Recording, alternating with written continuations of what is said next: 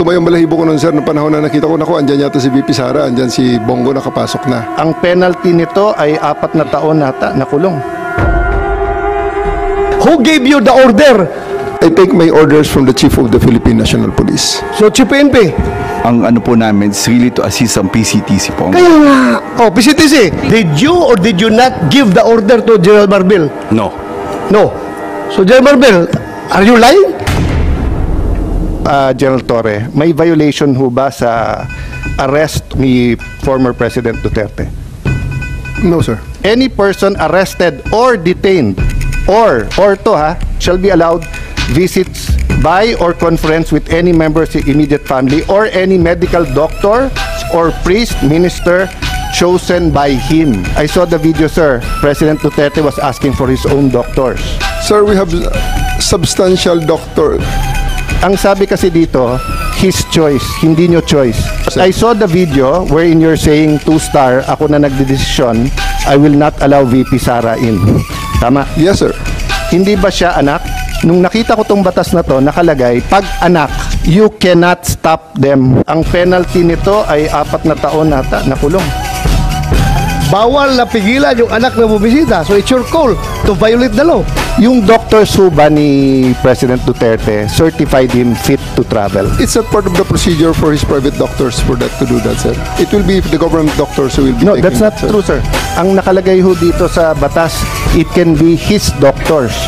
Magiging inutil yung batas if you invite your doctors and then they cannot certify. So, ang mangyayari nun, if they certify hindi pwede, sinertify ng government doctor pwede, korte ang magsasabi at kakasuhan yung doktor na nagkakamali. But if you tell me, sir, okay naman siya, o tignan mo. The law is clear eh. Hindi naman ikaw magsasabing sufficiente, hindi.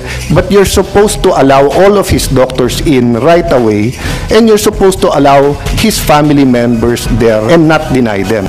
So, who give the order? Sino nagbigay sa'yo ng order? Sir, No, I have a team of you're the one engineers. there. Wala si SOG doon. Ikaw ang nagkarga sa kanya sa aeroplano. Kaya tinatanong kita, who gave you the order? Still, sir, I take my orders from the Chief of the Philippine National Police. So, Chief PNP. It's always the guidance that ang ano po namin is really to assist ang PCTC po. Kaya nga. Oh, PCTC, did you or did you not give the order to General Marbil? No. No. So, General Marbil, are you lying? So I'm not lying, but I just want to have the executive privilege po regarding this matter. The Ay, nandito na tayo eh. Executive privilege ka dyan. Bakit naging executive privilege? Kanina bigla? sinabi mo, PCTC ang nagbigay ng order. Ngayon, mag-executive privilege ka. Kung sino-sino na tinuro mo. That's why we didn't want to attend the last hearing because this is what we were expecting, ma'am. We didn't want to be bullied. We are not bullying you, sir. Ha? We want the truth.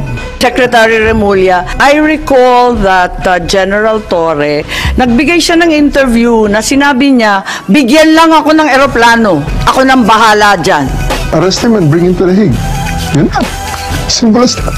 Arrest him and bring him to the Hague. Sagot ko lang, sir, bigyan mo ko aeroplano. O di ayos. So Secretary Remulla, nagpa-interview na si General Torre. We're not bullying him. He voluntarily gave this interview. Sinabi niya na siya talaga. Paano ba yun? Sino nag-utos sa kanya? I gave them the advice. That, So kayo number ang one, nagutos? serve the warrant of arrest. And number two, surrender him to the Hague. That's what the law provides. So, sir, you're the one giving the orders.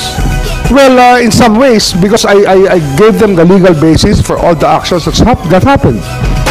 So, you're the one giving the orders. If I have to be the one, then if I am the one No, sir. that is referred to, I will admit it.